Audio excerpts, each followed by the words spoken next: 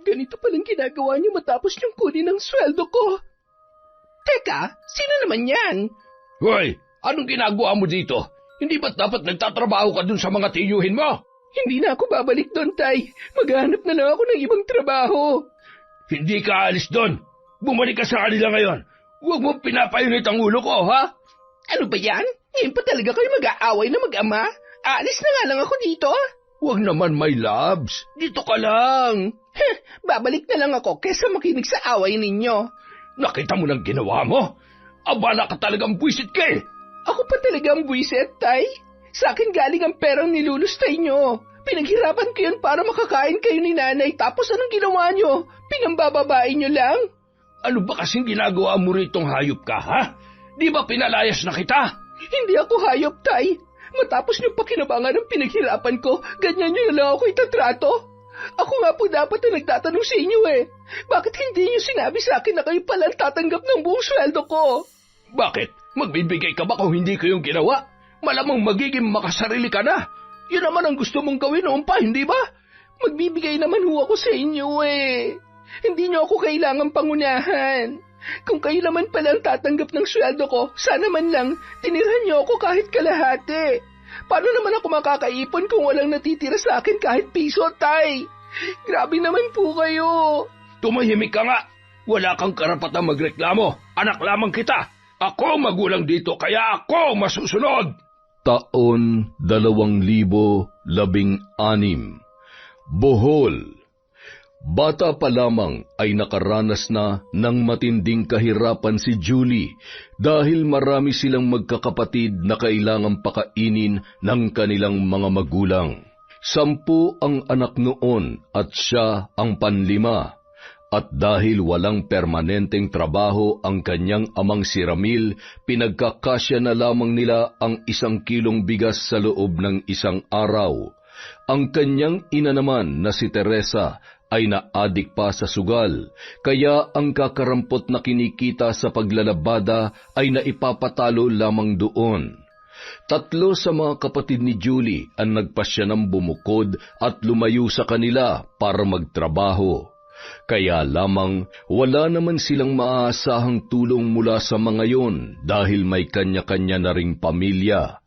Ang 2 namang nakatatanda sa kanya ay parehong parakit-rakit lang at madalas pang tumambay.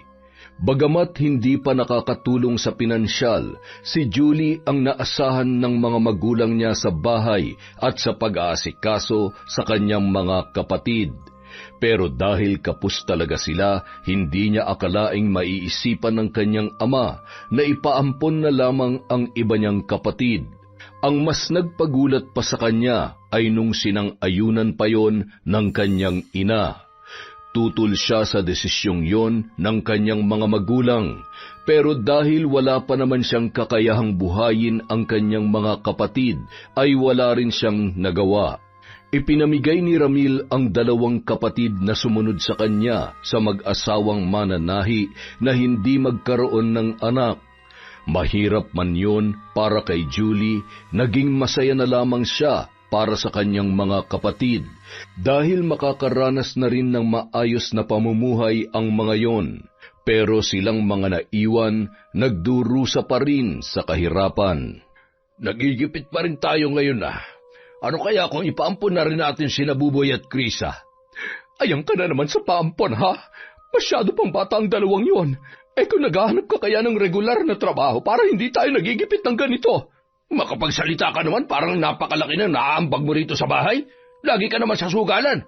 Kung ibinibili mo na lang ng bigas ang perang sinusugal mo, nagkakalaman pa sana yung sikmura mo. Nagsalita ang 1 buwan ng tambay. Huwag ka na nga makipagtalo sa akin, Ramil. Kung wala ka pang pera, itika mo yung bibig mo dahil kahit lulong ako sa sugal, bumibili pa rin ako ng pagkain para sa mga bata kahit papaano. Bigas lang pinagyayabang mo na? Aba, hoy Teresa, matagal-tagal na panahon ko kayong binuhay ng ako lang mag-isa, kaya wag na wag mo akong yayabangan ng ganyan. Kaya bang solusyon na naisip mo ay ubusin ang mga anak natin? Si Raulo ka pala eh. Kung pinigilan mo lang sana ang sarili mo noon, hindi tayo magkakaroon ng maraming anak. Ginusto mo rin ang nangyari kaya wag lang ako sisihin mo. Buisit ka! Buisit ka rin!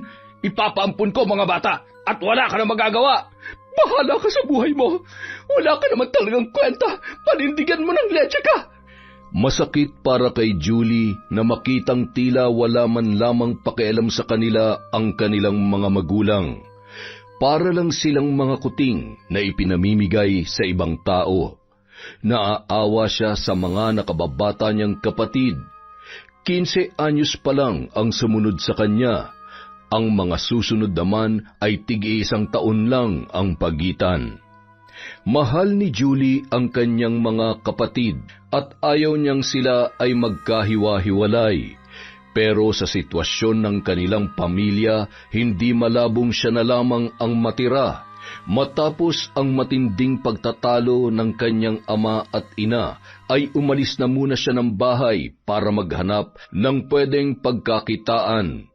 Minsan, tumutulong siya sa lola sedes niya para tumulong sa paghahanda ng ititinda sa labas ng kanilang eskwelahan. Binibigyan naman siya ng pera, ngunit hindi rin kalakihan, kaya iniipon niya na lamang yun. Habang naglalakad pa uwi, kaagad na nalukot ang mukha niya nang makitang papalapit ang kaibigan niyang si Jackson. Kilalang basag ulo at maloko ang isang yon, pero masipag at madiskarte naman sa buhay. Naging magkaklase sila noon, pero pareho din silang nahinto sa pag-aaral. Madalas niya yung pinapakopya, kaya naging malapit sila sa isa't isa. Kapag meron naman siyang nakakaaway, si Jackson ang pumuprotekta sa kanya, kaya para na rin siyang nagkaroon ng isa pang kuya. Ngunit kung tutuusin, mas kapatid pa ang turing ng lalaki sa kanya kesa sa mga nakatatanda niyang kapatid. Ano yan? May bagong design na naman ang mukha mo ah. Nakita mo na nga may design, nagtatanong ka pa kung ano to. Itatanong ko pa kasi sana kung sinong designer mo. Ang cute oh, sa may mata pa talaga, parang puyat ka lang. Magsusut ako ng shades bukas para walang makakita nito. Wow, marunong ka rin naman palang mahiya. Kung itigil mo na kaya yung pagiging basagulero mo para makaranas naman ng kapayapaan niya mukha mo. Kung nagsasalita lang yan, matagal ka ng minura, sobrang pangit na nga, dami pang marka. Hoy, yung bunganga mo ha, baka nakakalimutan mo mas matanda ako sa'yo. Matanda ka nga, isip bata ka naman. May pagkapasmado talaga yung bibig mo no? Busalan ko kaya yan ng siopaw. Gusto ko yon. Tara, ikaw magbabayad Grabe, pikon, di na mga biro. Kapal mooks, ikaw pa talaga may ganang magyaya, tapos wala ka namang pera. Sorry na, wala pa kasi akong trabaho tsaka di pa ako kumakain. Hindi na ako nakihati dun sa konting sinaing kanina.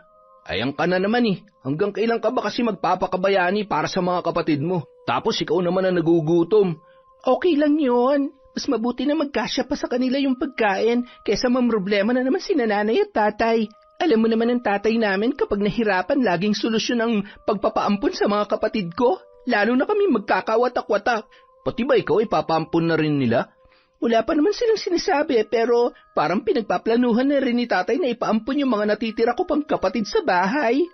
Langya, anong tingin sa inyo ng mga magulang nyo? Tuta para ipamigay? Nako, kung mayaman lang ako na ang aampun sa inyo Lalo na sa'yo.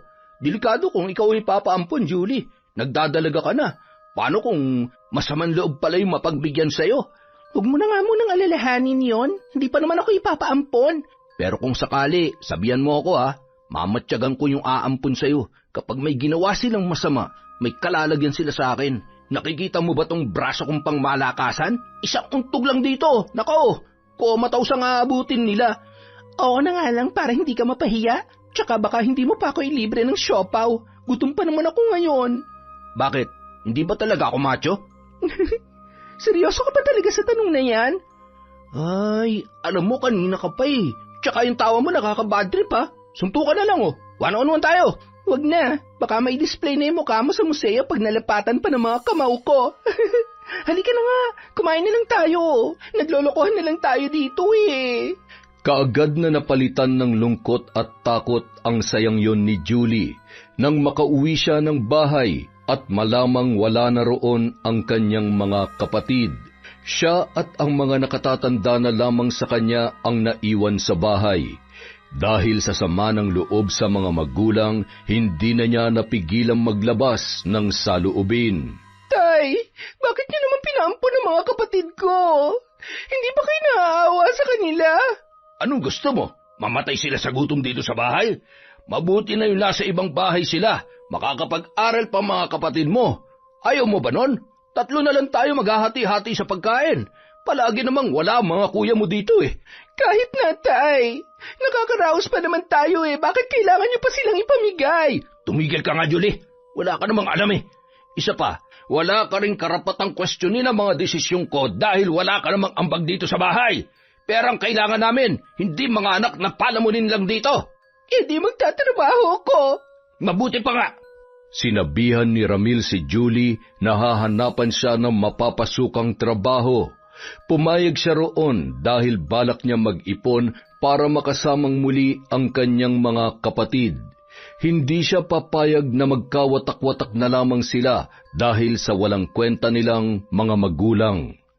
Bago pa man makahanap ng trabaho ang ama para sa kanya, ay sinubukan na niyang mamasukan bilang tagahugas ng pinggan sa isang karinderya.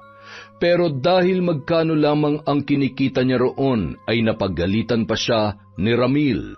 Anak ng teteng naman nag-aaksaya ka lang ng panahon sa karinderyang yon. Ano magagawa ng 100 sweldo mo araw-araw? Makakabili na po ako ng bigas sa halagang yon, Tay. Bigas lang? Paano naman ang pangulam natin? Nandiyan naman po kayo, di ba? Nangiinsulto ka ba? Kita mo nang wala pa akong trabaho eh. Pasensya na, Tay, pero mas mabuti na rin yung may kinikita ako kahit papano kesa naman nakatunganga na lang ako dito maghapon. Umalis ka na sa karinderyang yon. May mapapasukan ka ng trabaho. Saan naman po, Tay? Malalaman mo rin bukas. May susundo sa iyo rito. Sila ang magiging amo mo.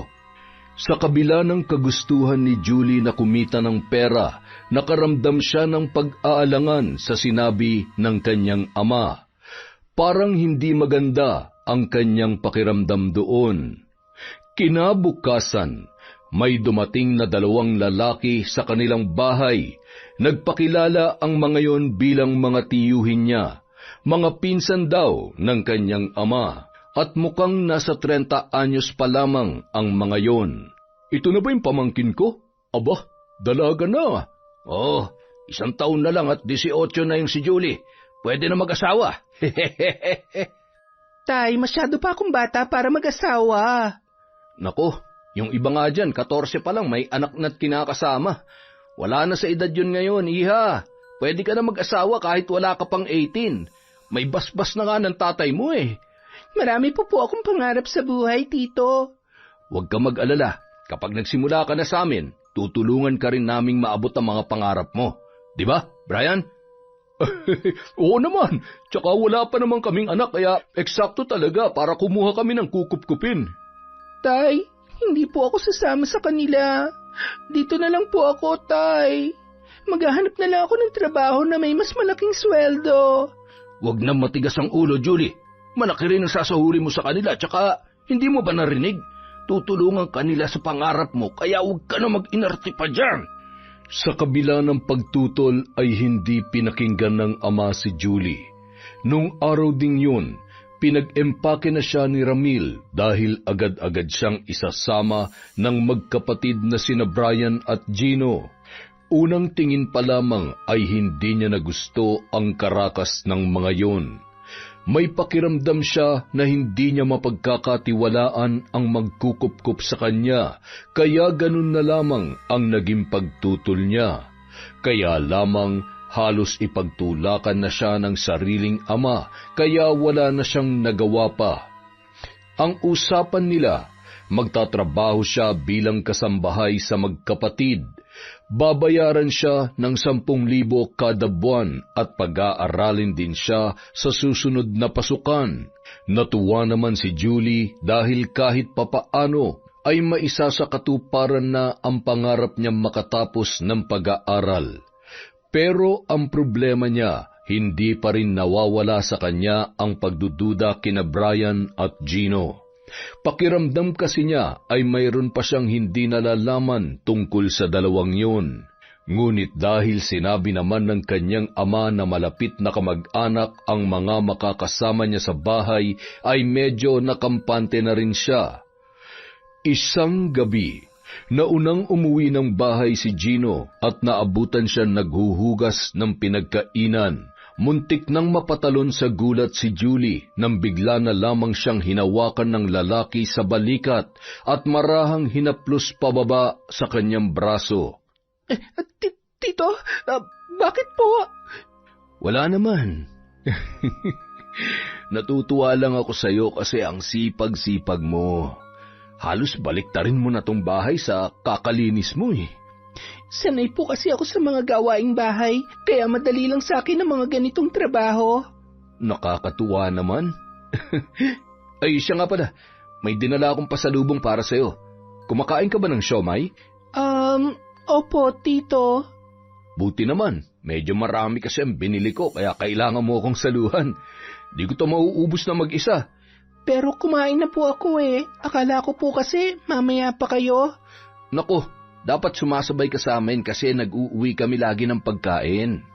Okay na po ako sa ulam dito. Nagluluto na lang po ako. Sabi nga ng tatay mo, magaling ka raw magluto. Marami kang kayang gawin kaya malaking tulong ka talaga dito sa amin. Salamat po kung ganun niya po ako nakikita. Kay tatay po kasi, baliwala lahat ng ginagawa ko. Parang kahit ano pong gawin ko, hindi pa rin sapat para sa kanya. Huwag kang mag-alala. Dito, sisiguruhin namin ni Brian na nakikita at na-appreciate namin lahat ng ginagawa mo. Ipagpatuloy mo lang yan. Oh, siya, sabayan mo na kaming kumain. Maya-maya lang, nandito na si Brian. Tikman mo lang itong siomai kung busog ka na. Sige po, Tito.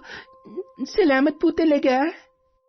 Naisip ni Julie nung una na baka napaparanoid lang siya sa ikinikilos ni Gino. Mahilig kasi yung humaplos at humawak sa kanyang balikat. Minsan naman sa likod niya. Aminado siya na naiilang pa rin siya noon pero hindi na lamang niya yon binibigyan ng mali siya dahil mabait at maalaga naman sa kanya ang dalawa. Sa katagalan, nauunawaan niya rin na sadyang malambing lang talaga ang kanyang mga tiyuhin. Lumipas ang kalahating buwan. Batid ni Julie na tuwing 15 at katapusan, makukuha niya ang sweldo, kaya pagdating ng 15 ay hinintay niyang iabot sa kanya ni Gino at Brian ang pera. Ngunit laking pagtataka niya nang hindi yon nangyari. Naisip niya na baka nakalimutan lang ng mga yon kaya hindi kaagad na ibigay sa kanya. Kaya naman hinintay niyang makauwi si Gino ng gabing yon para banggitin ang tungkol doon. Pero dahil ginabi ng uwi ang tiyuhin ay nakatulog na siya sa sofa sa kahihintay. Naalimpungatan na lamang si Julie nang maramdaman niya na tila may nagmamasid sa kanya nung mga oras na yon. Nang imulat niya ang kanyang mga mata, napasinghap siya nang makita si Gino na nakaupo sa sahig habang nakatitig sa kanyang muka. Si Brian naman ay nakatayo sa likod ng lalaki. Dali-dali siyang bumangon at inayos ang kanyang sarili. Halos lumubog na siya sa kahihiyan ng mga sandaling yon. Ayos ka lang ba? Nakauwi na pala kayo, Tito. Kanina pa po ba kayo nandyan? Hindi naman. Kararating ko lang tapos nakita kita nakahiga dyan sa sofa. Kala ko tuloy may sakit ka. Okay lang po ako. Nakatulog lang po ako sa paghihintay sa inyo. Bakit? Pwede ka namang matulog na kapag inabot kami ng ganitong oras. May sasabihin po kasi sana ako sa inyo. Kung hindi ko po kayo hihintayin, baka hindi ko na po kayo abutan bukas. Ano bang sasabihin mo? Mukhang importante yan Di po ba sweldo ko na dapat kahapon? Hindi mo pa ba alam? Na ano po? Julie, nung pinasama ka kasi sa amin ng tatay mo, sinabi niya na siyang tatanggap ng sweldo mo. Pero kung kailangan mo ng pera, magsabi ka lang sa amin kasi kami naman ni Brian na magbibigay sa iyo noon. Huwag kang mag-alala. Hindi naman namin yun ibabawa sa susunod na susweldohin mo. Hindi makapaniwala si Julie sa kanyang natuklasan. Buong akala niya ay makakaipon siya sa pagtatrabaho niya roon, pero sa tatay niya rin pala mapupunta lahat ng kanyang pinaghihirapan. Nanlumo siya sa sinabi ng kanyang mga tiyuhin. Bagamat sinabi ng mga yon na bibigyan naman siya ng pera kung kakailanganin niya, pero inunahan na rin siya ng hiya. Dahil sa nalaman ni Julie ay nagbalak na lamang siyang bumalik sa bahay nila. Mas gugustuhin pa niya maghanap ng ibang trabaho dahil siguradong sa kanya mapupunta ang kanyang kikitain kesa roon na buong-buong nakukuha ng kanyang ama. Bumalik siya sa kanilang bahay, ngunit labis niyang ikinagulat ang kanyang nadatnan doon. Nagpapakalunod sa alak ang tatay niya habang may kasama na isang bayarang babae. Ganito palang ginagawa niyo matapos niyong kunin ang sweldo ko. Teka, sino naman yan? Hoy, anong ginagawa mo dito? Hindi ba't dapat nagtatrabaho ka dun sa mga tiyuhin mo? Hindi na ako babalik doon, Tay. Maghahanap na lang ako ng ibang trabaho. Hindi ka alis doon. Bumalik ka sa kanila ngayon. Huwag mong pinapayunit ang ulo ko, ha? Ano ba yan? Ngayon pa talaga kayo mag-aaway na mag-ama? Aalis na nga lang ako dito. Huwag naman, my loves. Dito ka lang. Babalik na lang ako kesa makinig sa away ninyo. Nakita mo ng ginawa mo? Abala ka talagang buwisit ka eh. Ako pa talaga ang buwisit, Tay. Sa akin galing ang perang nilulustay nyo. Pinaghirapan ko yan para makakain kayo ni nanay, tapos anong ginawa nyo? Pinambababae nyo lang? Ano ba kasing ginagawa mo ritong hayop ka, ha? Di ba pinalayas na kita? Hindi ako hayop, Tay. Matapos nyo pakinabangan ang pinaghirapan ko, ganyan nyo na lang ako itatrato. Ako nga po dapat na nagtatanong sa inyo eh. Bakit hindi nyo sinabi sa akin na kayo pala tatanggap ng buong sweldo ko? Bakit? Magbibigay ka ba kung hindi ko yung ginawa? Malamang magiging makasarili ka na. Yun naman ang gusto mong gawin noon pa, hindi ba? Magbibigay naman ho ako sa inyo eh. Hindi nyo ako kailangang pangunahan. Kung kayo naman pala ang tatanggap ng sweldo ko, sana man lang tinirhan nyo ako kahit kalahati. Paano naman ako makakaipon kung walang natitira sa akin kahit piso, Tay? Grabe naman po kayo. Tumahimik ka nga. Wala kang karapatang magreklamo. Anak lamang kita. Ako magulang dito, kaya ako masusunod. Ganyan naman kayo mga magulang eh. Pagdating sa ganitong sitwasyon, anak niyo lang kami at wala kaming karapatang magsalita para kontrahin kayo. Palaging kayong tama. Pero kapag kailangan nyo kami, sasabihin nyo, anak nyo naman kami kaya dapat namin gawin ang gusto ninyo para matulungan kayo. Hindi naman kami sisilang sa mundong to kung hindi kayo nagdesisyong buuin kami ha. Ginusto nyo magkaanak ng marami. Hindi namin desisyon yon. Pero bakit, Tay? Bakit kami ang kailangan magdusa sa mga maling desisyon nyo sa buhay? Ang dami mong sinasabi. Bumalik ka na sa mga tiyuhin mo. Halika, iatid kita ron. Nagpumiglas pa si Julie, pero halos kalad ka rin na siya ng ama sa pagsakay nila sa tricycle na maghahatid sa kanila sa bahay ni Gino at Brian. Tila nakagapos ang mga kamay niya sa higpit ng pagkakahawak ni Ramil. Nang huminto ang tricycle sa tapat ng bahay ng kanyang mga tiyuhin, ay tuluyan na siyang nawalan ng pag-asa. Wala siyang imik na pumasok sa bahay. Alalang-alala sa kanya ang magkapatid, pero halos wala na siyang maintindihan sa sinasabi ng mga yon. Ang tanging nasa isip niya na lamang ay kung paano makakalaya sa sitwasyong yon.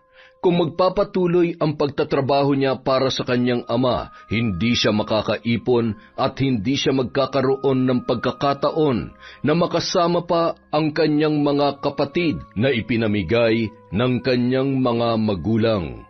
Sinabi naman namin sa iyo na kung kailangan mo ng pera, bibigyan ka namin, hindi ba?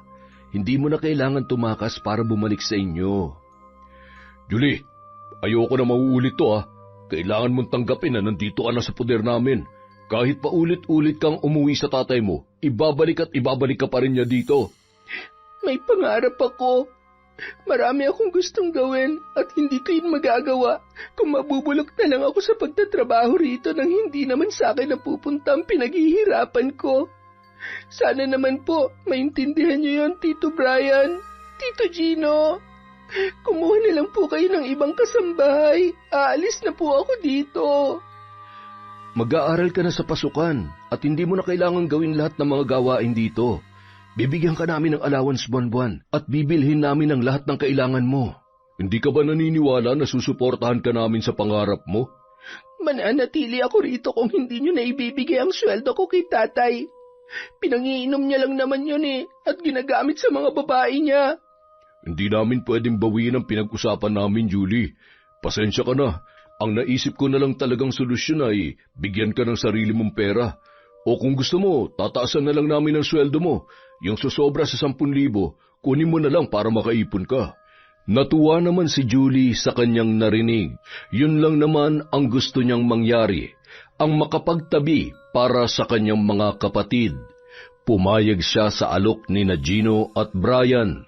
Dinagdagan ng 2,000 ang sweldo niya buwan-buwan. Sapat na sa kanya yun kesa wala siyang matatanggap. Libre naman ang pagkain at mga gamit kaya wala na siyang kailangan pang alalahanin. Habang tumatagal, napapansin ni Julie na mas lalong nagiging malambing sa kanya ang magkapatid. Sa maikling panahon, naranasan niya ang mahalin at pahalagahan ng mga taong kanyang kadugo, bagay na hindi niya naranasan sa kanyang mga magulang. Ngunit bago pa man magsimula ang pasukan, may kakaibang napansin si Julie kina Gino at Brian. May mga pagkakataon kasi na nakikita niya ang mga yon na nakatitig sa kanya na parang may halong pagnanasa. Pabulong din ang dalawa kung mag-usap na parang iniiwasang marinig niya ang anuman na pinag-uusapan nila. Nang minsang inutusan siya ni Gino na mamalengke, ay sinamantala niya ang pagkakataon para mapuntahan ang kaibigan niyang si Jackson para ikwento ang mga nangyayari sa bahay na yun. Nakipagkita ka lang ba sa akin para ichismis yung mga umampun sa'yo? Hindi nila ako ampon. Kinupkup ako. Magkaiba yon. Wow! Salamat sa pag-lecture mo ha. Pero bakit ba parang dudang-duda ka sa kanila? Hindi ka ba nila tinatrato ng tama? Maayos naman yung trato nila sa akin. Sobrang bait nga nila tsaka malambing din. Gaano kalambing? Itatanong mo pa talaga? Basta malambing sila. Yun naman pala Anong problema? Di ba mas nakakatakot ang isang tao kung masyadong mabait sa'yo? Ano bang ibig mong sabihin? Parang may tinatago sila sa akin Parang iba sila kung makatingin. Kapag nakatitig sila sa akin, pakiramdam ko parang hinuhubaran na nila ako. Sigurado ka ba? Baka naman ganun lang talaga silang makatingin. Hindi Tsaka tuwing yayakap sila sa akin, parang hindi na ako komportable. Kung masyado na silang nagiging touchy sa'yo, umiwas ka na ng konti. Alam ko naman na hindi mo sila masasabihan ng direkta tungkol dyan, pero mag-ingat ka pa rin sa kanila. Hanggat maaari, huwag ka na lang lumapit sa kanila kung hindi naman kailangan. Yun na nga ang plano ko Ganito na lang, kapag naramdaman mo delikado ka na sa mga yun, umalis ka na. Huwag ka na magdalawang isip, okay? Puntahan mo ako agad, sa akin ka lumapit. Huwag sa tatay mo dahil ibabalik ka lang niya ron. Oo na, pero salamat ha. Anong salamat? Ako naman ilibre mo ngayon, sumasahod ka na Oo nga pala, nag-promise ako sa'yo dati. Sige, ano bang gusto mo? Kahit ano, basta bukal sa kalooban mo. Baka kasi kapag napilitan ka lang, saktan ako ng tiyan pag-uwi. Grabe ka naman sa akin. Tara na nga, kain na tayo. Alam mo, buti na lang talaga gabi pang uwi ni na Tito Gino at Tito Brian. Kasi kung hindi, kailangan ko rin makabalik agad sa bahay. Basta kapag may ganitong pagkakataon, puntahan mo lang ako. Hindi naman pwedeng akong pupunta sa'yo. Baka wrong timing pa. Oo na, ako na mag-a-adjust. Nakakaramdam din ng kalungkutan si Julie tuwing naiiwan siyang mag-isa sa bahay, kaya naulit pa ang pagkikita nila ni Jackson. Ngunit hindi niya akalain na makakarating pala yun sa kanyang mga tiyuhin. Nakikipagkita ka raw sa isang lalaki. Sino yun, Julie? Boyfriend mo? Hindi po, Tito. Nagkataon lang na nakikita ko siya sa palengke kaya nakikipag-bonding na rin po ako kahit saglit lang. Sino nga siya? Si Jackson po, Tito Brian. Best friend ko po siya. Malaki po na itulong niya sa akin noon kaya gano'n na lang kami kalapit sa isa't isa. May gusto ka ba sa kanya? Wala po. Magkaibigan lang po talaga kami. Mula ngayon, hindi ka na pwede makipagkita sa kanya. Hindi namin gusto na may maging malapit sa iyong lalaki hanggat hindi ka pa nakakapagtapos sa pag-aaral. Pero tito, kaibigan ko lang po talaga siya. Huwag na matigas ang ulo, Julie. Sundin mo na lang ang sinasabi namin kung gusto mo pa rin magpatuloy ang pagtulong namin sa iyo. Hindi na nakasagot pa ang dalaga, dala ng sama ng loob niya sa mga tiyuhin. Kahit ilang beses na niyang sinabi na mabuting tao naman si Jackson ay hindi na siya pinakinggan pa ng mga yon. Samantala, muli namang nagkagulo sa kanilang bahay nang madatnan ni Teresa ang asawang si Ramil na umiinom habang nakakandong ang isang bayarang babae. Sinugod yon ng ginang at nagpambuno sila sa sahig habang pilit na inaawat ng asawa. Sa takot ng babae ay nagmamadali na lamang yung umalis. Ano bang problema mo? Bigla-bigla ka na lang nananakit ng ibang tao. Nasisiraan ka na yata ng bait eh. Magtatanong ka pa talaga kung bakit ako biglang nananakit, ha? Naabutan kong nakakandong sa iyong haliparot na yon. Ano bang pakailam mo? Di ba wala ka na rin naman pakailam sa pagsasama natin? Ano pang inaarte-arte mo dyan? Sa mata ng mga tao, mag-asawa pa rin tayo. Tsaka hindi ko gusto may ibang babaeng pumapasok dito. Makaasta ka, parang ikaw may-ari nitong bahay ah. Kasal tayo kaya bahay ko na rin to. Kung hindi mo na ako kayang pakisamahan bilang asawa, pues, irespeto mo naman tong bahay natin. Kung nandito lang ang mga bata, hindi nila magugustuhan na makikita nila. Ano pa bang ipinuputok ng butsi mo? Wala na nga tayong mga anak, hindi ba? Pinamigay na natin. Pinamigay mo, Ramil. Ikaw ang nakaisip noon at ikaw rin ang gumawa. Aba, bakit parang kasalanan ko lang na pinamigay ko sila sa iba, ha? Di ba, pumayag ka rin naman? Kung ayaw mo naman pala silang mawala, di sana pinigilan mo ako. Sana nagtatabi ka ng pangkain nila, hindi yung inuubos mo lang sa sugal. Bakit ikaw?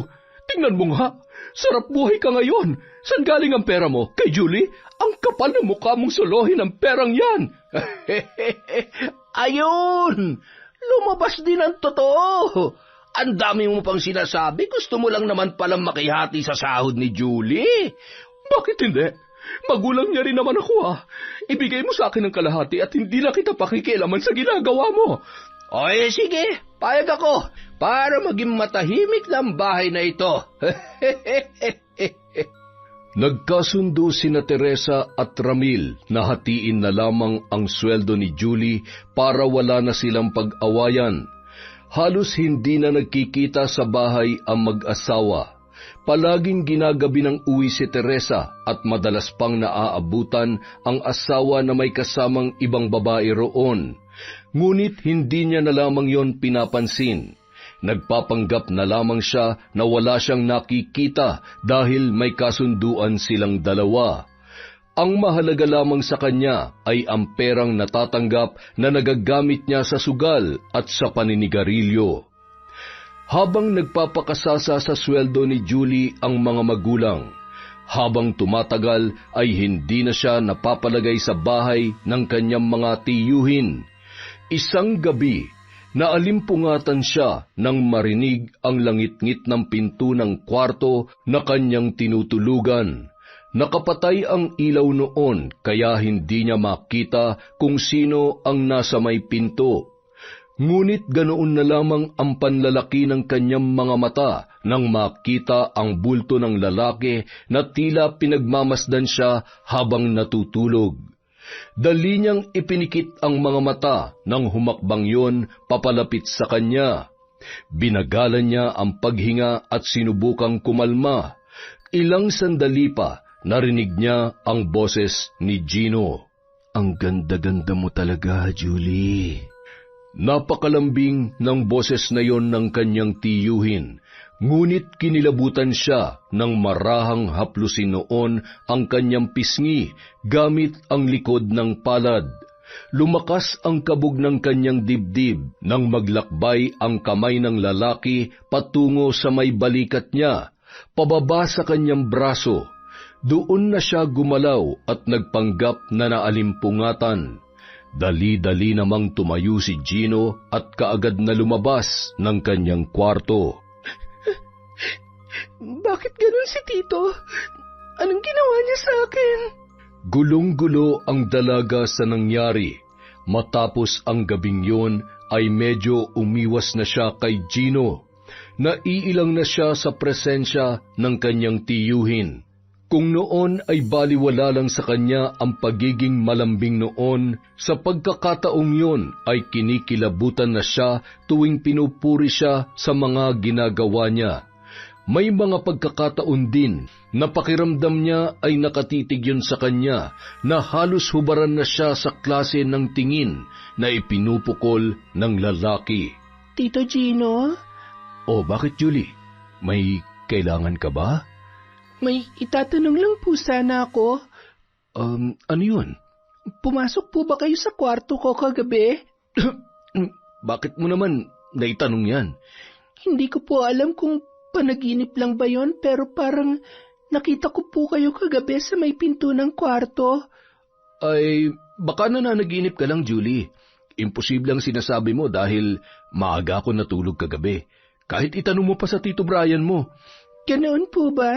Baka nga po nananaginip lang talaga ako. Pasensya na po kayo, Tito. Wala yon. O siya, alis na ako. Nang mga sandaling yon, batid ng dalaga na hindi nagsasabi ng totoo sa kanya si Gino, kaya lalong lumakas ang hinala niya na may itinatago sa kanya ang tiyuhin. Dahil wala naman siyang gagawin ng araw na yon, nagpasya siyang umalis muna para puntahan ang kanyang lola na nagtitinda sa labas ng eskwelahan. Sakaling magtanong ang tiyuhin niya ay magdadahilan na lamang siya na nagtanong lamang sa eskwelahan tungkol sa darating na pasukan. Kinumusta siya ni Lola Cedes. Ipinaalam niyang mabuti naman ang kanyang kalagayan sa kanyang mga tiyuhin. Ngunit biglang nagtaka ang matanda nang banggitin niya ang pangalan ni Gino at Brian. Sinabi niyang pinsan yon ng kanyang ama, ngunit imposible raw yon ayon sa kanyang lola dahil wala raw anak ang kaisa-isang kapatid noon. Wala na rin daw silang ibang kamag-anak sa lugar na yon, kaya lalong naguluhan si Julie. Hanggang sa pag-uwi niya ay laman ng kanyang isipan ang nalaman niya mula sa kanyang lola. Malakas ang kutob niya na may itinatago sa kanya ang mga tiyuhin, kaya lamang ay hindi naman siya maaaring direktang magtanong doon. Pagsapit ng hapunan, sinadya niyang hintayin sina Gino at Brian para magtanong ng ilang bagay. Nagbaka sakali siya na kapag nasagot yon ay mabigyang linaw ang mga tanong sa kanyang isipan. Tito Gino, may itatanong po sana ako. Ano yon? Paano nga po pala kayo naging magpinsan ni tatay? Hindi po kasi siya nagkukwento sa akin eh. Bakit mo naman naitanong yan? Gusto ko lang pong malaman kung may iba pa po akong lola. Ako nang sasagot sa tanong mo. Magkapatid ang nanay namin at ang nanay ng tatay mo, kaya kami naging magpinsan. Malapit na kamag-anak naman po pala namin kayo. Buti na lang po naisip niyo na kupkupin ako. Palagi ka kasing pinagmamalaki ng tatay mo, kaya kami naging interesado. At totoo nga, malaking tulong ka dito sa amin. Salamat po, Tito. Huwag po kayong mag-alala. Kapag nagsimula na po ang pasukan, gagalingan ko po para makabawi ako sa inyo. Nako, huwag mo nang alalahanin yun. Ayos lang sa amin kung ano lang ang kaya mo. Huwag mong i-pressure ang sarili mo. Basta pasado, ayos na yun. Okay na kami ron ng Tito Brian mo. Matapos maghapunan, saka pa lamang nakahinga si Julie. Malinaw na sa kanya ang lahat. Nagsisinungaling sa kanya sina Gino at Brian. Hindi niya tiyuhin ang dalawang yon. Samantala, napansin naman ni Gino ang naging reaksyon ni Julie nang sagutin ni Brian ang tanong tungkol sa pagiging magpinsan nila ni Ramil. Pagpasok sa kwarto ay kaagad niyang kinausap si Brian tungkol doon. May problema tayo, Brian. Anong problema sinasabi mo dyan? Si Julie, mukhang may alam na siya. Paano may alam? Magtatanong ba naman sa atin yun kanina kung may alam na siya? Sinabi ng kapitbahay natin kanina na umalis si Julie. Hindi ko alam kung saan siya pumunta pero malakas ang kutob ko na nagdududa na siya sa ating dalawa. Baka alam na niya na hindi talaga natin pinsan si Ramil. Kapag nalaman niya kung anong plano natin sa kanya, baka bigla na lang siyang lumayas. Ano gagawin natin? Alangan naman, bantayan natin ang babae yun buong maghapon. Di ako pwede, alam mo yan. Matatanggal ako sa trabaho ko. Mas lalong hindi ako pwede. Kung walang maiiwan sa ating dalawa, bakit hindi na lang natin siya ikulong? Nasisiraan ka na ba? Paano kung magwala siya rito? Ano ngang gagawin natin? Sandali lang, hayaan mo muna akong mag-isip. Kailangan natin ng agarang solusyon bago niya maisipang umalis dito. Alam ko yan. Nang mabalitaan ni Gino na isinoli ng umampon ang bunsong kapatid ni Julie, ay tila nabuhayan siya ng loob. Pinuntahan niya si Ramil at kinausap tungkol sa kanyang plano. Gusto mong gamitin ang bunso kong anak para hindi umalis sa inyo si Julie? Ganun na nga, pero ikaw ang magsasabi sa kanya. Takutin mo siya na ipapamigay mo ulit ang bunso niyang kapatid kapag umalis siya sa bahay. Sa ganung paraan, mawawalan siya ng dahilan para iwang kami ni Brian. Minsan talaga di ko rin maintindihan yung amats niyo no? Bakit ba kasi ganyan na lang kayo kahumaling kay Julie? Ano ba nakita niyo sa kanya? Kailangan pa ba naming ipaliwanag yun sa'yo? Alam mo naman na noon pa lang kung anong tipo namin ng kapatid ko pagdating sa babaeng gusto naming makasama sa bahay. Yun na nga hindi ko maintindihan Magagandang lalaki naman kayo. Sigurado marami kayong makikilala o baka nga marami na naghahabol sa inyo Pero bakit ang anak kong pinili nyo? Wala pa siyang karanasan sa mga gusto nyong gawin. May pangangailangan kami pare. At ang gusto namin, yung kasing sariwa ni Julie. Pambihira. Basta siguraduhin nyo lang na hindi ako sasabit sa gagawin nyo, ha? Tsaka hanggat maaari, huwag nyong papatayin si Julie. Anak ko pa rin yun. Oo naman pare, makakaasa ka dyan. Iingatan namin siya at ibibigay namin lahat ng gusto niya. Basta magpakabait lang siya sa amin ni Brian. Eto, tanggapin mo tong 5,000 para sa tulong na hinihingi ko. Dadagdagan ko ang sahod ni Julie na binibigay ko sa'yo. Basta gawin mo lang na pagkasunduan natin, ha? Sige. Akong bahala dyan. Matapos magkasundo sina Gino at Ramil, nakampante na ang lalaki. Basta't nakakapagbayad sila ng tama ay wala silang nagiging problema sa kahit anong gusto nilang gawin. 2 linggo na lamang at sasapit na ang 18 kaarawan ni Julie. Yun ang araw na pinakahihintay ng magkapatid dahil sa wakas ay magiging ganap ng dalaga ang babae na natitipuhan nilang dalawa. Dahil doon, nakaisip ang magkapatid na maghanda ng surpresa para pasayahin yun. Julie, nakapag-enroll ka na ba? Opo, tito. Mabuti naman. Siya nga pala, hindi ka na pwede munang umalis-alis ng bahay, ha? Marami kaming kakilala sa paligid at malalaman namin kung umaalis ka, kaya wag na matigas ang ulo mo. Po? Pero bakit naman po bawal akong umalis? Dahil nagdadalaga ka na. Hindi makakabuti sa iyong umalis na mag-isa. Ayaw namin mapahamak ka. At saka magpapasukan na rin kaya dapat masanay ka nang nandito lang sa bahay para makapag-focus ka sa pag-aaral. Tandaan mo, Julie, hindi ka pwedeng bumarkada. Gusto namin makatapos ka muna bago mo magawa ang mga gusto mong gawin. Huwag mo sana mamasamay ng paghihigpit namin sa'yo, ha? Para sa'yo rin naman yon. May ibabalita nga palang Tito Gino mo. Ano po yun? Nabalitaan kong kasama na uli ng nanay at tatay mo ang bunso mong kapatid. Talaga po? Nasa bahay na ulit si Krisa? Oo, kaya huwag ka na malungkot. Pwede ka po ba siyang bisitahin? Sa ngayon, hindi ka muna namin papayagang umalis. Patunayan mo muna sa amin na hindi ka nasusuway. Kapag nagawa mo yon, saka ka namin papayagang umalis para bisitahin ang kapatid mo. Kahit papaano ay nabuhayan si Julie sa kanyang nalaman. Sinabi sa kanya ni Gino na malabo nang ipaampun muli ang bunso niyang kapatid, kaya gumaan ang kanyang pakiramdam. Sa kabila ng takot na nararamdaman sa lihim niyang mga tiyuhin. Samantala, sumapit na ang kaarawan ng dalaga. Gusto niyang umalis ng bahay para puntahan ang kanyang pamilya, pero wala siyang nagawa kundi ang manatili na lamang doon. Kinagabihan, hindi niya inaasahan ang pagdadala ni na Gino at Brian ng masasarap na pagkain at malaking cake para sa kanya. Yun pa lamang ang unang beses na nakaranas siyang magkaroon ng cake sa birthday niya, kaya ganoon na lamang ang sayang kanyang nararamdaman. Wala siyang kaalam-alam na may nagbabantang panganib sa kanyang buhay ng gabing yun.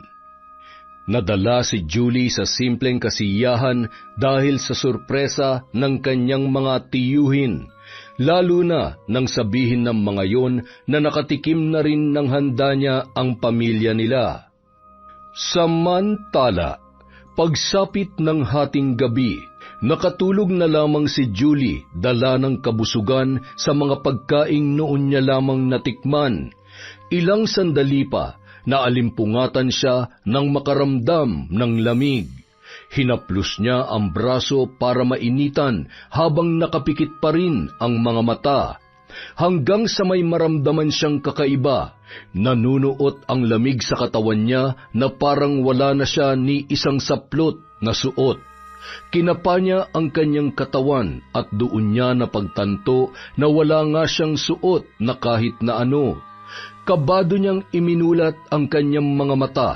Biglang napasinghap si Julie at kaagad na napabalikwas nang makita sina Gino at Brian sa magkabila niyang tabi, parehong walang saplot at mukhang sabik na sabik sa kanya.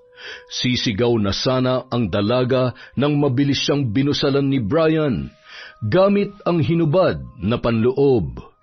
Napaluha na lamang ang dalaga nang mawala ang pinaka-iingat-ingatan niyang puri ng ganun-ganun na lamang, sa kamay ng mga taong akala niya ay magiging mabuti sa kanya. Matapos ang gabing yun, naging bangungot na ang lahat para kay Julie. Ikinulong siya ni na Gino at Brian sa bahay na yun.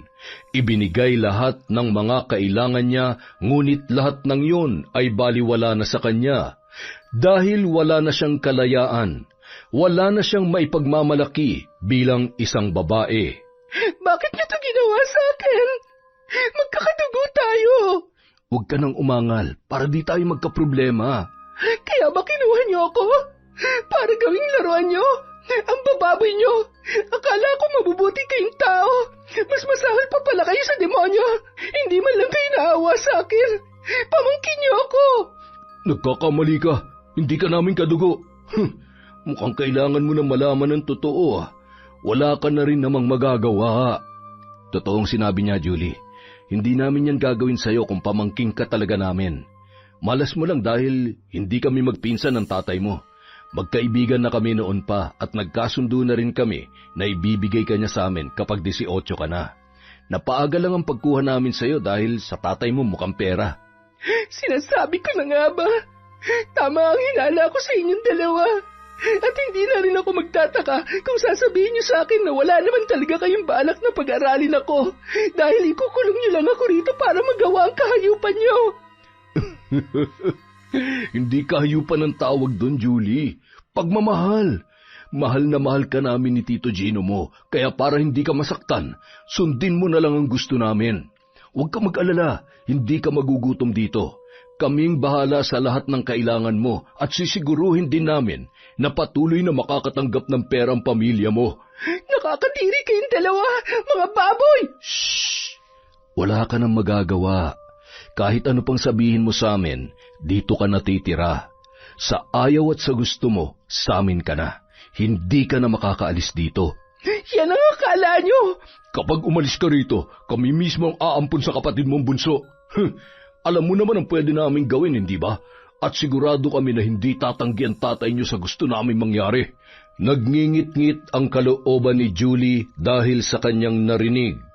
Gustuhin man niyang tumakas ay hindi niya magawa dahil ikapapahamak lang yon ng kanyang bunsong kapatid. Kung natatakot siya para sa kanyang sarili, ay mas natatakot siya para kay Krisa na masyado pang bata para mamulat sa kahayupan ng dalawang lalaki. Ilang gabing tulala si Julie. Iniisip niya kung paano matatakasan ang impyernong kanyang kinaroroonan. Kung naging mabuti lamang sana ang mga magulang nila, hindi niya mararanasan yun. Hindi rin sana mapapahamak ang kanyang kapatid. Akala ni Julie ay ang pananamantala na sa kanya ang pinakamalala niyang mararanasan sa kamay ni Gino at Brian. Ngunit hindi lamang yon ang nangyari. Itinuring siya ng mga yon na parang tunay na asawa. Gusto ni Gino na magkaroon ng anak sa kanya, pero tinutulan niya yon. Bukod sa hindi niya yon kayang sikmurain, ay hindi pa siya handa na maging ina. Lalo na't ang magiging anak niya ay bunga ng kasamaan ng mga taong araw-araw niyang nakakasama. Dahil sa hindi niya pagpayag ay nakatikim siya ng pananakit mula sa magkapatid. May mga pagkakataon na iginagapos siya habang hinahampas ng sinturon sa katawan. Nagpatuloy yon. Bawat araw ay palala ng palala ang ginagawa sa kanya ni Gino at Brian. Akala niya ay hindi na siya makakatakas pa sa sitwasyong yon. Ngunit sadyang may awa ang nasa itaas dahil ng araw na hinang-hina na siya dahil sa pananakit at pananamantala sa kanya ng magkapatid ay dumating doon si Jackson. Julie? Julie, nandiyan ka ba? Si Jackson, kailangan kong makahingi ng tulong. Julie, labas ka naman oh. Nag-aalala na ako sa iyo eh. Tulong! Tulungan mo ako, Jackson! Sapat na ang sigaw niyang yun para umabot sa pandinig ng binata. Kaagad na nilukob ng pag-aalala si Jackson na mapagtantong nangangailangan ng tulong ang kanyang kaibigan. Buong lakas niyang sinipa ang pinto ng bahay. Natagalan siya bago yun mabuksan dahil matibay ang kandadong ginamit doon. Nang tuluyang bumukas ang pinto, tumambad sa kanya ang nanghihinang kaibigan na nakasubsob na lamang sa sahig. Puno ng malalaking pasa at latay ang katawan ng dalaga at wala ring saplot sa katawan. Nanginig sa galit si Jackson sa sinapit ni Julie. Hinubad niya ang suot niyang jacket para itakip sa katawan ng kanyang kaibigan. Hinanap niya ang silid na tinutulugan ng kaibigan para kumuha ng damit at pang-ibaba para matakpan ang nakahubad noong katawan. Nang tuluyan ng makalabas, pinagtitinginan sila ng mga kapitbahay. Buhat-buhat niya si Julie sa kanyang mga bisig. Kaagad siyang pumara ng tricycle para dalhin ang kaibigan sa lola nito na isang manggagamot. Delikado kasing dalhin sa ospital si Julie dahil baka sundan lamang sila roon ng mga lalaking gumawa noon sa dalaga. Lola, hindi pa rin po ba nagigising si Julie? Ayos lang po kaya siya?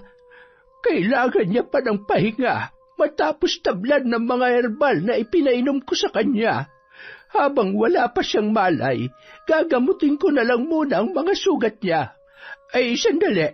Saan niya ba nakuha ang mga ito? Sa mga hayop na kumupkup sa kanya. Wala siya kahit isang saplot sa katawan nung madatnan ko ron, Lola. Sigurado ko na pinagsamantalahan nilang kaibigan ko. Mga demonyo sila.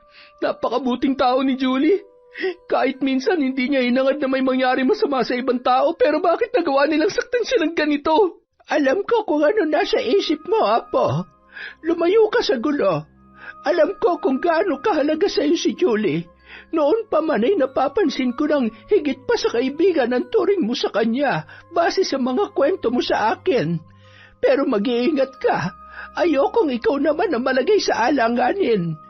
Hindi po ako papayag na hindi ako makaganti sa kanila, Lola. Ipaghihiganti ko si Julie. Kung gagawin mo yan, isama mo ng kaibigan mo at umalis na kayo rito.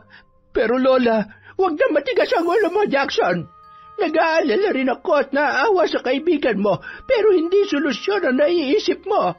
Mas lalo mo lang palalalain ang sitwasyon, kaya pumirmi ka rito sa bahay at bantayan mo na lamang si Julie. Hayaan mong siya magdesisyon kung paano mapaparusahan ang mga taong gumawa nito sa kanya. Bagamat matindi ang kagustuhan ni Jackson na makaganti, ay pinili na lamang niyang makinig kay Aling Nida dahil ayaw rin naman niyang paalisin sila roon.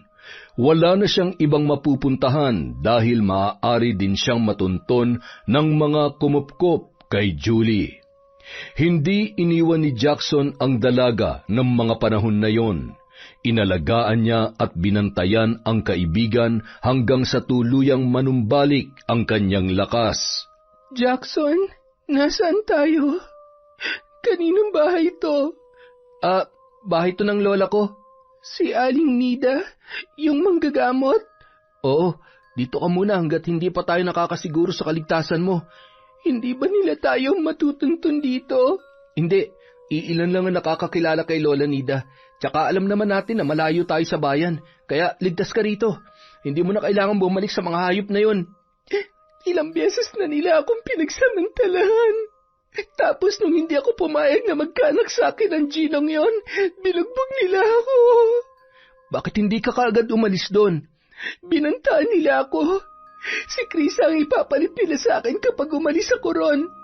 Jackson, kailangan ko makasiguro na ligtas ang kapatid ko. Pwede mo bang alamin kung okay lang siya? Gusto mo bang kunin ko ang kapatid mo? Hindi. Hindi ligtas na gawin yon. Baka mapahamak ka pa. Julie, gusto mo bang makaganti sa mga gumahasa sa'yo? Paano? Ipapakulong ko sila? Pwedeng-pwede nila akong balikan. Baka nga ikaw pang pagbintangan nila na gumahasa sa akin eh. Hindi kulungan ang kalalagyan nila. Gagantihan natin sila sa tulong ni Lola. Paano yun, Jackson? Sa pamamagitan ng sumpa, Julie.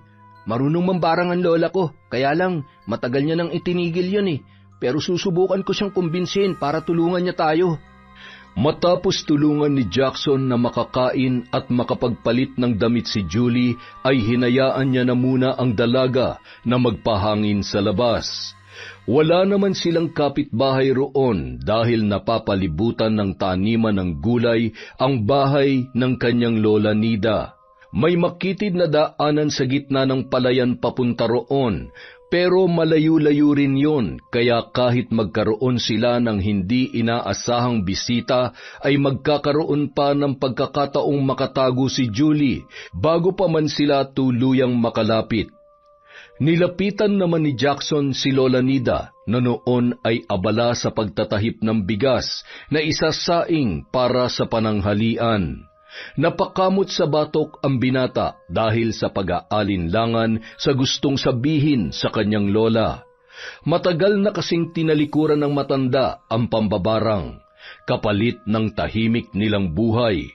Madalas kasing may sumusugod noon sa bahay ng kanyang lola at ilang beses pa yung sinubukang saktan sa dati nilang tinitirhan. Kanina ka pa nakatayo dyan? May kailangan ka ba? Paano niyo po nalaman na nandito ako sa likuran niyo, La? Nakalimutan mo na bang matalas ang pakiramdam ko pagdating sa mga tao? Kahit malayo ka pa, alam ko kapag nakatingin ka at may balak kang lumapit sa akin. Lakas talaga ng powers niyo, Lola. Pwede po bang mahinaan yan? Pero parang gusto ko rin matutunan ah. Anong powers ang pinagsasasabi mo riyan? Hindi ako superhero. Isa akong manggagamot. Malaki ang tiwala ko sa mga herbal na ginagamit ko at hindi ko na kailangang gumamit ng kahit na anong mahika. Pero, Lola, alam ko kung ano iniisip mo, Jackson.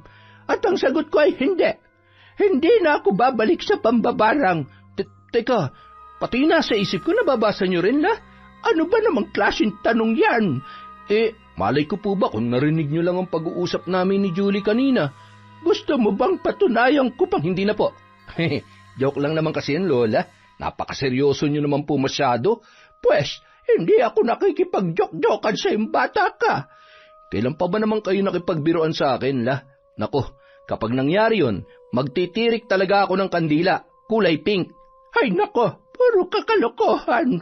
Kung nandito ka lang para bisitin ako, pumasok ka na lang sa bahay at mag-asikaso ka ng lulutuing ulam. Muling sinubukang kumbinsihin ni Jackson ang kanyang lola na tulungan sila ni Julie sa kanilang paghiganti, pero nanindigan yon sa unang desisyon. Samantala, ilang araw na naghahanap sina Gino at Brian kay Julie, ngunit bigo pa rin silang makita ang dalaga. Nakailang balik na rin sila kina Ramil, pero ni anino nang hinahanap nila ay hindi nila matagpuan. Buisit, kailangan natin siya makita bago pa siya magsumbong sa mga pulis. Paano nga? Halos napuntahan na natin lahat ng pwede niyang puntahan na. Siguradong itinago na siya ng Jackson na yun. Sabi ko na magiging problema natin ang lalaking yun dahil palagi siyang pumapapel pagdating kay Julie. Ang magagawa na lang natin ngayon ay isa-isahin ang mga kamag-anak ng lalaking yon. Siguradong hindi pa sila nakakalayo. Nagpatuloy ang paghahanap ni Gino at Brian kay Julie. Halos mabaliw na sa kakaisip ang magkapatid kung saan makikita ang dalaga. Pareho silang takot makulong at mabuko sa ginagawa nilang kalokohan. Nang araw ding yon, naiwan muna si Julie kay Aling Nida dahil pansamantalang umalis si Jackson para rumakit. Ayaw kasing iasa ng binata ang pagkain nila sa lola dahil masyado na raw yung matanda para problemahin pa pati ang kanilang kakainin. Bumabalik lamang yon tuwing hapon at nag-iingat na masundan ng sino mang nakakakilala sa kinatatakutan ni Julie. Habang hinihintay ang kaibigan, naisip ni Julie na kausapin si Aling Nida. Sa pagkakataong yun, naglakas loob na siyang humingi ng tulong sa matanda. Nagbaka sakali siya na baka makinig yon kapag siya na mismo ang nakiusap. Aling Nida, pwede ko po ba kayong makausap? Kung tungkol sa hinihiling sa akin ni Jackson ang sasabihin mo, wala tayong kailangang pag-usapan. Kaya kitang tulungan pero hanggang sa panggagamot lang. Aling Nida, nagmamakaawa po ako sa inyo. Gusto ko lang po silang mapanagot sa ginawa nila sa akin. Ayoko na rin pong umabot sa punto na may iba pang katulad ko ang mabibiktima nila. Ginahasa po nila ako. Ninakaw nila ang pinakaiingatan kong puri para sa lalaking pakakasalan ko balang araw. Para na rin po nila akong pinatay sa ginawa nila. Kaya sige na po, tulungan niyo na po ako. Maawa po kayo sa akin. Natahimik na lamang ang matanda at hindi kaagad nakasagot sa sinabi ni Julie. Ngunit bakas sa mukha noon ang lungkot sa kanyang mga narinig. Tulad ng dalaga ay nakaranas din siya ng matinding karahasan noon. Ninakaw ng mga walang pusong lasinggero ang pinakaiingatan niyang puri nung siya ay ikakasal na sa kanyang nobyo. Hiniwalayan siya ng lalaki at hindi na natuloy pa ang kanilang kasal.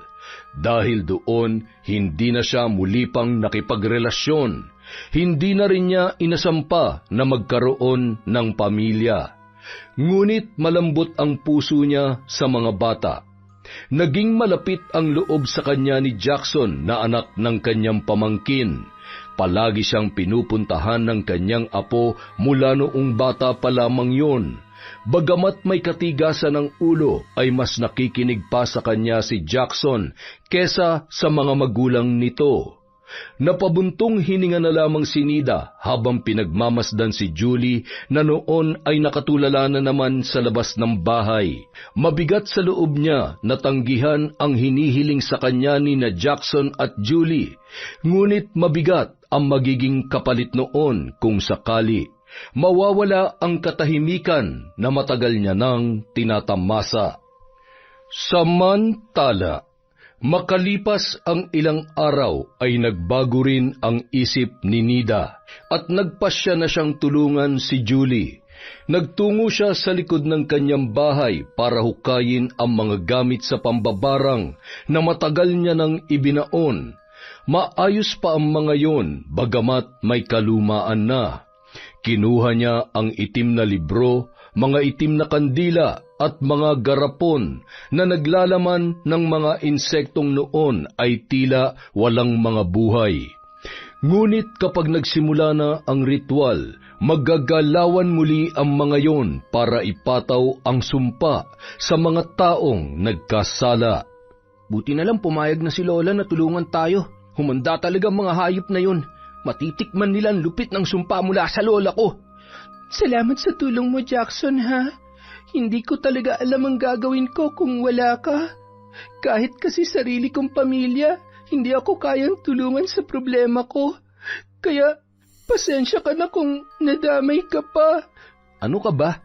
Gustong-gusto kong tulungan ka kaya hindi mo kailangan humingi ng pasensya. Kung hindi pa nga pumayag si Lola na tulungan tayo, susugurin ko na talaga yung mga yun eh.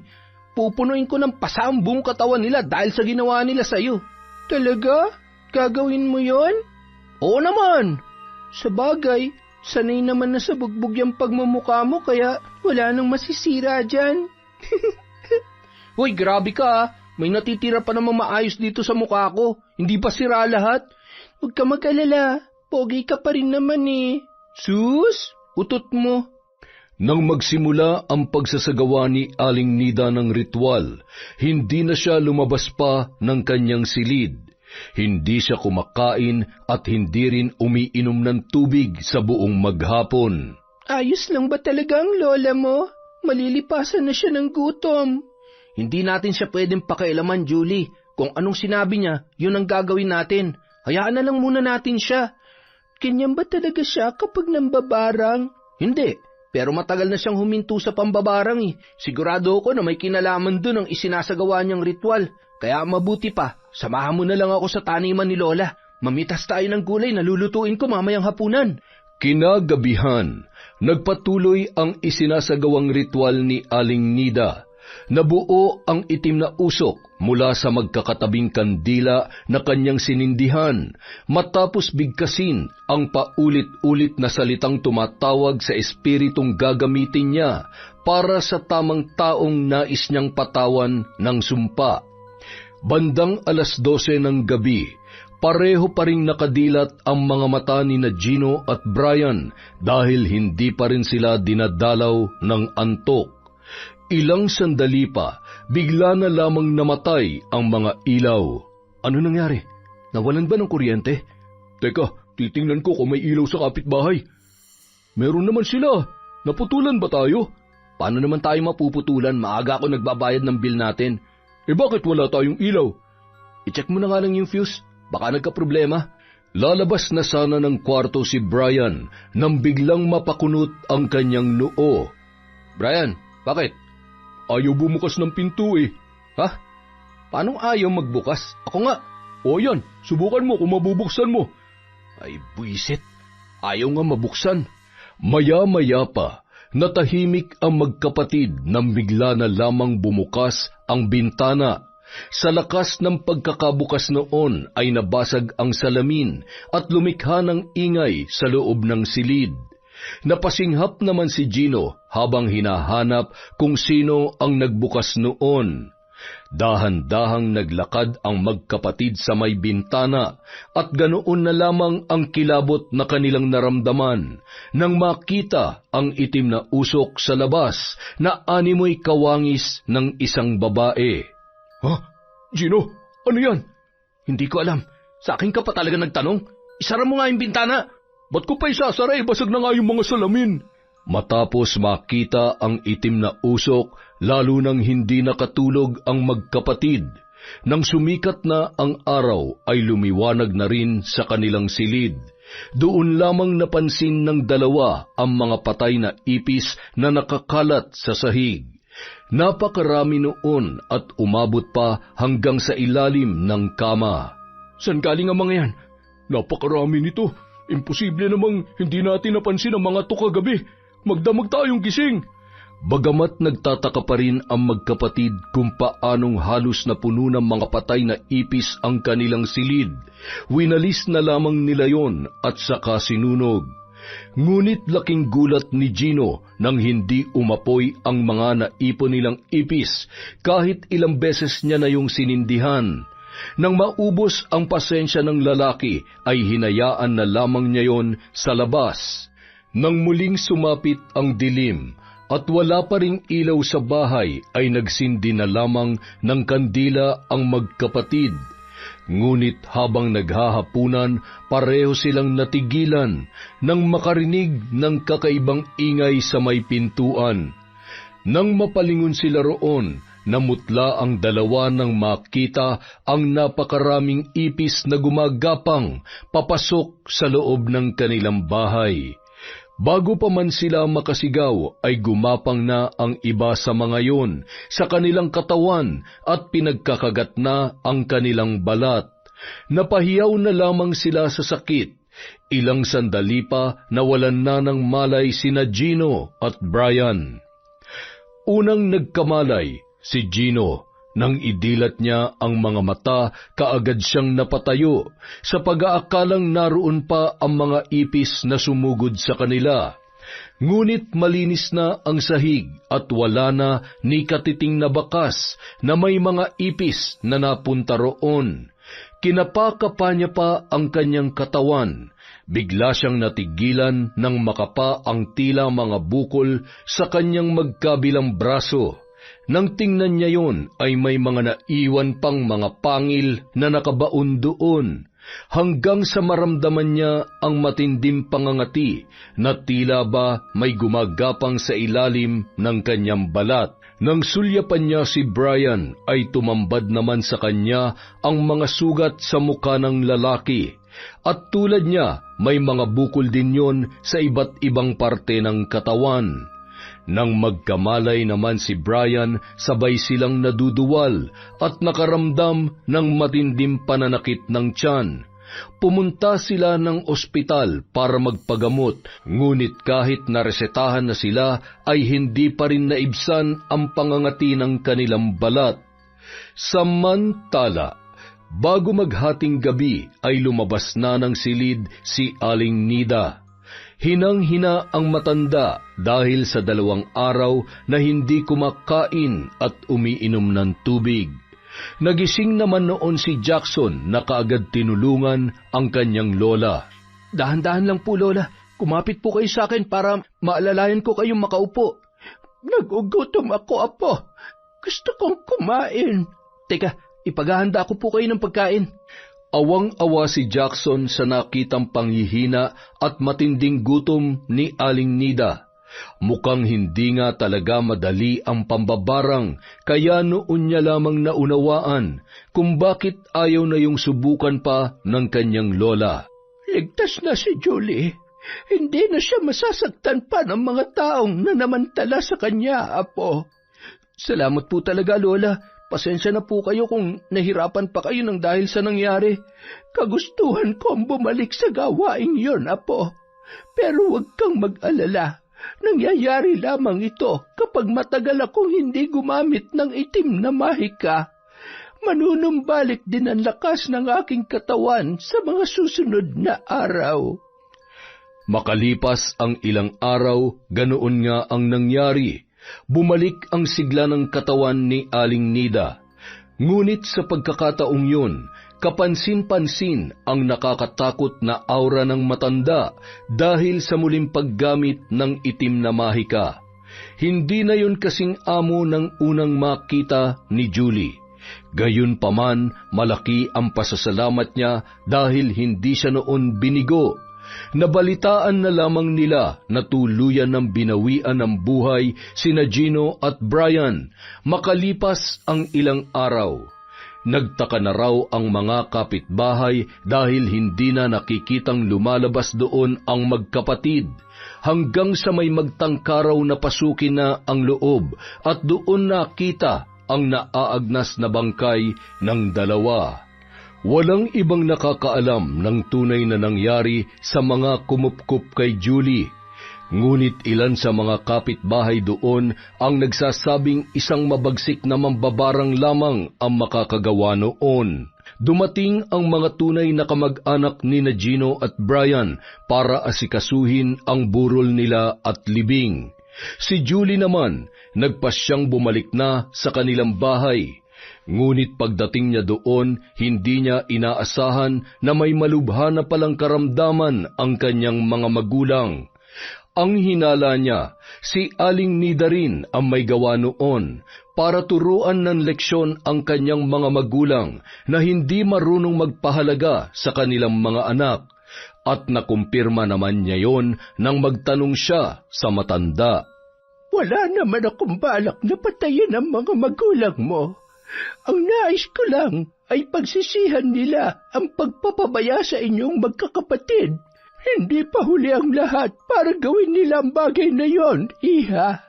Tama nga si Aling Nida, dahil matapos gumaling ang sakit ni Ramil at Teresa ay parehong humingi ng tawad sa kanya at sa mga kapatid niya ang mga yon.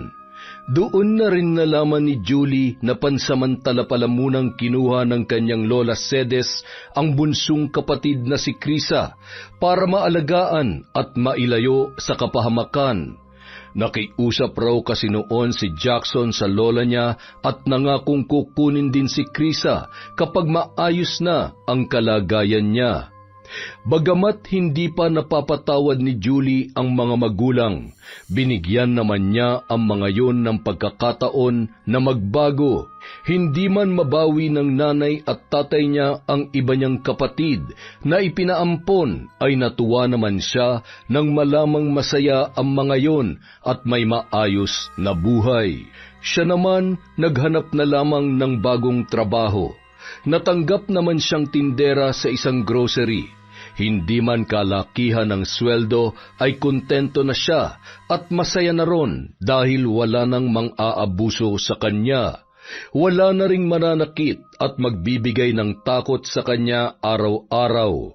Tuwing uuwi siya ng bahay ay may nakahanda ng pagkain.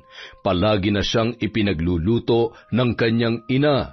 Ang tatay niya naman na si Ramil ay naghanap na rin ng pangmatagalang trabaho. Maswerte naman na nakasama yon sa ginagawang shopping center na matagal-tagal din tatapusin.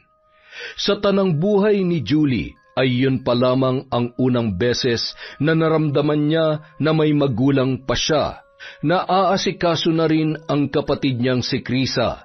Ang mga kuya niya naman ay hindi na talaga bumalik sa bahay nila at nagkanya-kanya na lamang.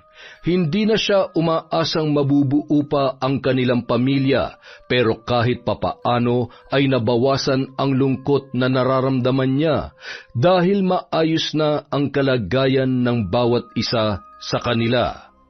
Anak, kain na. Nagpaluto ako ng nilagang baboy sa nanay mo. Alam kong paborito mo yan. Kakasahod ko kasi ngayon eh. Mauna na po kayo, Tay. Magpapahinga lang po ako sandali sa kwarto. Anak, pasensya ka na kung nakukulitan ka na sa tatay, ha? Gusto ko lang kasi na magkaayos na tayo. Pero hindi naman kita mamadaliin. Sinusubukan ko lang na makabawi sa'yo kahit papaano. Sige na ho, magpapahinga na po ako.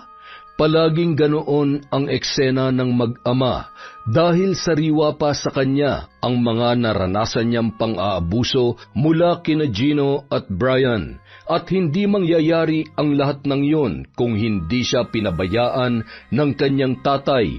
Nakikita naman niya ang pagbabago noon. Araw-araw sinusubukan ng kanyang tatay na makipag-usap sa kanya o mapangiti man lamang siya. Pero kahit laging bigo yun, hindi pa rin siya sinusukuan. Hindi niya alam kung kailan niya magagawang magpatawad. Ngunit isa lamang ang sigurado siya, panatag na ang kanyang kalooban. Kailangan na lamang niya ng sapat na panahon para tuluyang maghilom ang puso niya sa mga pinagdaanan. Sa kabila naman ng mga nangyari, hindi inaasahan ni Julie na mayroon pa palang lalaki na tatanggap at magmamahal sa kanya ng tunay, sa kabila ng kanyang mga pinagdaanan. At ang lalaking yon ay walang iba kundi si Jackson, na sa wakas ay nagkaroon din ng lakas ng loob na manligaw sa kanya. Seryoso ka bang manliligaw ka sa akin? Hindi bagay sa'yo maging sweet. Kahit ano pang sabihin mo dyan, basta mahal kita at liligawan kita, Julie. Ayoko na mag-aksaya pa ng pagkakataon. Alam mo naman na matagal na ako nasa tabi mo, hindi ba? Hanggang likod pa nga eh. Handa akong saluhin ka palagi at hindi ako mapapagod na makinig sa mga kwento mo. Dadamayan kita sa mga problema mo, palagi, Julie. Huy, kahit pahirapan mo ako, kahit maghintay ako ng matagal, ayos lang sa akin yun. Kala mo? Kahit nga suntukin mo pa ako eh. Ito naman, Hindi pa nga ako nagsasalita, ang dami-dami mo nang sinabi. Bakit ko naman pahihirapan ng kaisa-isang tao na hindi ako iniwan noong napakadilim pa ng mundo ko? Kung mayroon mang isang tao na handa kong ipagkatiwala ang buhay ko nang walang halong takot, ikaw yon. Sa'yo yon, Jackson. Ipinaramdam mo sa akin na ligtas ako kapag kasama kita. Matagal mo na ring ipinaparamdam sa akin na mahal mo ako, kaya wala nang dahilan para patagalin ko pa to. Sinasagot na kita, Jackson. Agad-agad. Teka, relax ka lang naman. Pero seryoso na yan ha. Walang bawian yan ha. Oo naman. Halos magtatalon ang binata sa sobrang saya dahil sa naging sagot ni Julie. Masaya rin siya dahil batid niyang hindi madaling umamin ng tunay na nararamdaman sa panahong bago pa lamang naghihilom ang kanyang puso. Pero sumubok si Jackson at hindi natakot sa magiging desisyon niya, bagay na mas nagustuhan niya sa lalaki. Yon! Isa na namang malupit na kwento mula sa Kwentong Enteng. Excited masyado? Di ka pa napagod, ha?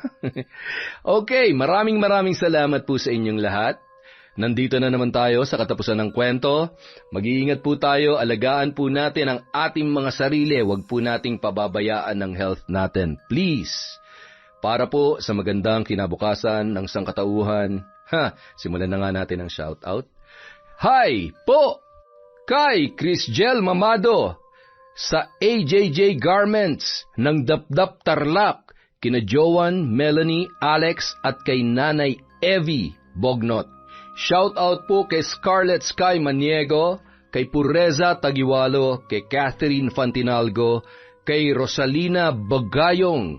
Hello po kay Febe Ranyada, Josie Aniban, Betty Velasco, Manisan Mamot Mapadtaya. Shoutout din po kay Jade Guevara, kay Jessica Sobremonte, kay Lydia Lopez, kay Ni Alforte. Hi Ni, kumusta ka? Hello po kay Resel Galope, kay Alma Naong, kay Isabel FD, kay Mari Vicente, kay Irma Umali. Shoutout din po kay Vilma Bautista, kay Jessica Rojas, Pasiano Guerrero, Sheena Enriquez, Elizabeth Pamintuan, kay Lynn Kaunes, kay MGS14. Hello po kay Margie Banosong, kay Desiree De Los Santos, sa Naong at Flores family from Alma Naong. Hello din po kay Elizabeth Dungka, kay Analu Barlita, kay Beth Mercado, Maria Therese de la Carcel, kay Annelie 1988. Hi po kay Liza Agodo, kay Elizabeth Sumalinog, kay Ami Viray, kay Dins Rodriguez, Cleo Avalos, Noemi Garcia Pabunan, kay Roslyn Jimenez, Corazon Cacalda, Jenny Lazarito, Angelina Ignacio, Miss Maura, Jenny Web Edulzura. Hi po kay May Megs. Ang sarap mag-trip.